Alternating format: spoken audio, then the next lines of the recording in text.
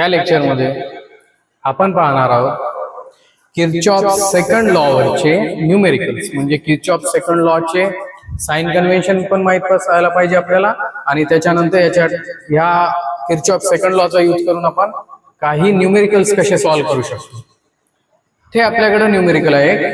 बोर्डाच्या साठी इम्पॉर्टंट आहे, बोर्ड क्वेश्चन पेपर साठी. अ सेल ऑफ ईएमएफ, सेल म्हणजे बॅटरी असते, सेल म्हणजे काय असते, बॅटरी ऑफ ईएमएफ. त्या सेलचं व्होल्टेज किंवा ईएमएफ किती आहे, 3 व्होल्ट, आणि त्या सेलचं इंटरनल रेझिस्टन्स आहे 4 ohm. Is connected to 2 resistances. हे जे एक बॅटरी आहे ज्याचं की व्होल्टेज किंवा ईएमएफ 3 व्होल्ट आहे, हे 2 रेझिस्टन्सेसला कनेक्ट केलंय. एक रेझिस्टन्स आहे 24 ओहम आणि दुसरा आहे 10 ओहम. Join in parallel. तर पहा, ही एक बॅटरी आहे 3 व्होल्टची, त्याच्यानंतर त्याचा इंटरनल रेझिस्टन्स आहे 4 ओहम.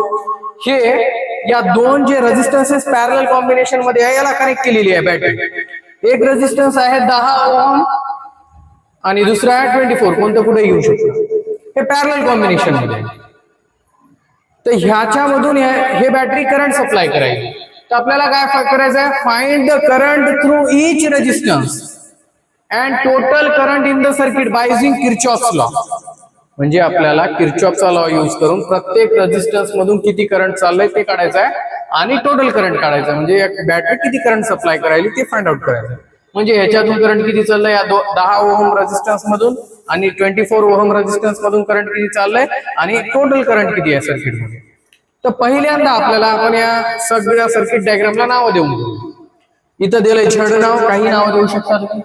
बी, इथं आहे F, K, U, P, N, T, J आणि वापस ए. मग आता ह्याच्यासाठी आपल्याला काय करावं लागणार आहे, किर्चॉफचा व्होल्टेज लॉ अप्लाय करावा लागणार. किर्चॉफच्या व्होल्टेज लॉचे साइन कन्व्हेन्शन्स होते 4. ते कशा प्रकारे होते, जर आपण हे ट्रेसिंगची डायरेक्शन आहे आपली, जर आपण या रेझिस्टन्सला ट्रेस करत असेल, म्हणजे रेझिस्टन्सच्या across potential difference find out करत असेल, करंटच्या डायरेक्शनच्या अपोजिट डायरेक्शन मध्ये आपण जर लूपची डायरेक्शन कन्सिडर केली तर आपण त्याच्या across potential difference positive consider करतो. म्हणजे पहा, आपण झेड कडून बी कडे जात असेल, आपल्या डायरेक्शन ऑफ ट्रेसिंग असेल, आणि ह्या रेझिस्टन्स मधून करंट इकडे चाललंय, तर दोघांची डायरेक्शन अपोजिट आहे. तर ह्या कंडिशन मध्ये आपण पोटेन्शियल डिफरन्स पॉझिटिव्ह कन्सिडर करणार आहोत. आणि जर इकडं लक्ष द्या, इथं सध्या म्हणजे इकडं करंट ह्या डायरेक्शन मध्ये चाललंय आणि आपल्या डायरेक्शन ऑफ ट्रेसिंग ह्या डायरेक्शन मध्ये आहे, तर दोघांची जर डायरेक्शन सेम असेल, डायरेक्शन ऑफ ट्रेसिंग आणि डायरेक्शन ऑफ करंट, तर त्या कंडिशन मध्ये आपण पोटेन्शियल डिफरन्स निगेटिव्ह कन्सिडर करता. आणि जेव्हा आपण बॅटरीला, याचा अर्थ इलेक्ट्रिकल सोर्सला ट्रेस करता, हे प्लस हे मायनस, जर आपण याच्यामध्ये पॉझिटिव्ह कडून निगेटिव्हला जात असेल तर निगेटिव्ह कन्सिडर करता, आणि जर निगेटिव्ह डायरेक्शन मधून पॉझिटिव्ह डायरेक्शन मध्ये जात असेल तर पॉझिटिव्ह कन्सिडर करता.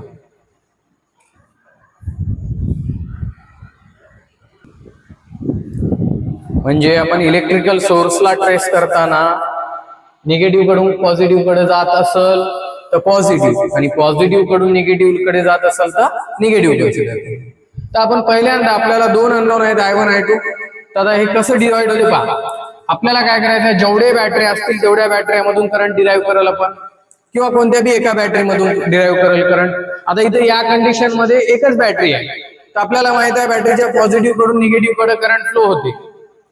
तर पहा, या बॅटरी मधून आपण पहिल्यांदा इनिशियली I एवढं करंट डिराईव्ह केलंय थेरॉटिकली. तर या बॅटरी मधून I एवढं करंट आलं समजा. आता जेव्हा करंट हे टी पॉइंटला पोहोचल तर करंटला 2 ऑप्शन भेटायले, म्हणजे 2 पाथ भेटायले. कसं, एक तर इकडची पाथ भेटायली, म्हणजे काही करंट इकडे फ्लो होणार आहे, आणि आपल्याला माहित आहे जिकडं रेझिस्टन्स कमी असते तिकडे करंट जास्त असते. तर आपण किती आहे माहित नाही आपल्याला, तर काही करंट इकडे जाणार आहे, काही करंट इकडे जाणार आहे, तर आपल्याला माहित नाही, त्याची तर व्हॅल्यू फाइंड आउट करायची आपल्याला. मग आपण या टी पॉइंट वर आल्याच्या नंतर करंट डिवाइड व्हायला आपलं, या I पैकी I1 एवढं करंट इकडे चाललं, आणि या 24 ओहम रेझिस्टन्स मधून I2 एवढं करंट चाललं. इकडे गेलं, वापस इथं करंट वापस I1 प्लस I2 मिळून वापस IS बनतील. आणि अजून एक गोष्ट लक्षात ठेवा, जेवढं करंट ज्या बॅटरी मधून आपण डिराईव्ह केलं त्याला वापस तेवढंच भेटायला पाहिजे. म्हणजे I1 प्लस I2 बनून I बनल, आणि I वापस या बॅटरीला भेटेल. मग आता आपल्याला दोन अननोन आहेत तर दोन इक्वेशन फाइंड आउट करावं लागेल. I1 I2 आहे ना, तर आपण काय कराल, आपला आहे Kirchhoff voltage law to loop. कोणता लूप? Z B F A U J T A Z या लूपला आपण किरचॉफचा सेकंड लॉ अप्लाय करायला, व्होल्टेज लॉ. म्हणजे आपल्या ट्रेसिंगची डायरेक्शन अशी झाली, हे गुलाबी लाईन मध्ये दाखवलेलं आहे. मग आता पहिल्यांदा आपण हे इथून झड पासून सुरुवात केल्याच्या नंतर आपल्याला इलेक्ट्रिकल सोर्स लागायला. ट्रेसिंग करताना आपण याच्या पॉझिटिव्ह कडून निगेटिव्ह कडे चाललो, हे -3 घेईल आपण त्याचं पोटेन्शियल म्हणजे ईएमएफ. त्यानंतर आता रेझिस्टन्स लागायला आहे, करंट इकडे चाललंय रेझिस्टन्स मध्ये आणि आपल्या डायरेक्शन ऑफ ट्रेसिंग इकडे आहे. दोघांची डायरेक्शन अपोजिट असेल तर आपण प्लस घेता, हे प्लस लिहिलेलं आहे. आणि पोटेन्शियल डिफरन्स काय असते? I × R. इथं करंट I आहे आणि R रेझिस्टन्स 4 आहे, तर 4I आलं.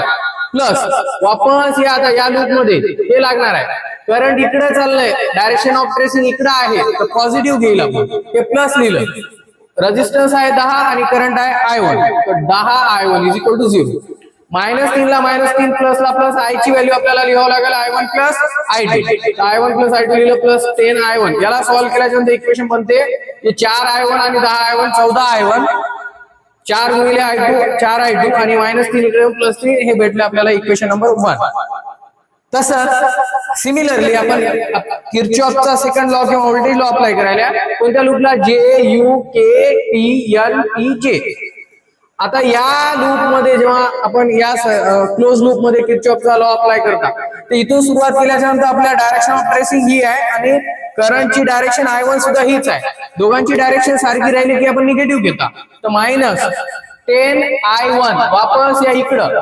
आता करंट चाललंय इकडं आणि डायरेक्शन ऑफ ट्रेसिंग आहे इकडं, दोघांची डायरेक्शन अपोजिट, आपण प्लस घेईल. प्लस ला प्लस 24I2 = 0. या पूर्ण इक्वेशनला 2 ने डिवाइड केलेलं आहे, तर -5I1 + 12I2 = 0. पहिले इक्वेशन इथं आहे, दुसरे इक्वेशन इथं आहे. I1 I2 इथं आहेत, दोन व्हेरिएबल, दोन इक्वेशन आहेत. तर आपण linear equation in two variable 10वी ला चॅप्टर शिकलेला आहे, त्याचा यूज करून आपण ह्याला सॉल्व्ह केल्याच्या नंतर आन्सर येणार आहे I1 चं 9/47, म्हणजे ह्याला लॉग टेबलला सॉल्व्ह केल्याच्या नंतर 0.1914 येणार आहे एम्पियर मध्ये. ह्या I1 ची व्हॅल्यू कोणत्या बी एका इक्वेशन मध्ये ठेवाल आपण, 1 किंवा 2, आणि आपल्याला I2 भेटेल 0.07975 एम्पियर. ह्या दोघांची बेरीज केल्याच्या नंतर आपल्याला टोटल करंट भेटायला 0.27115 एम्पियर. इथपर्यंत ह्या क्वेश्चनचा आन्सर आहे. थँक्यू.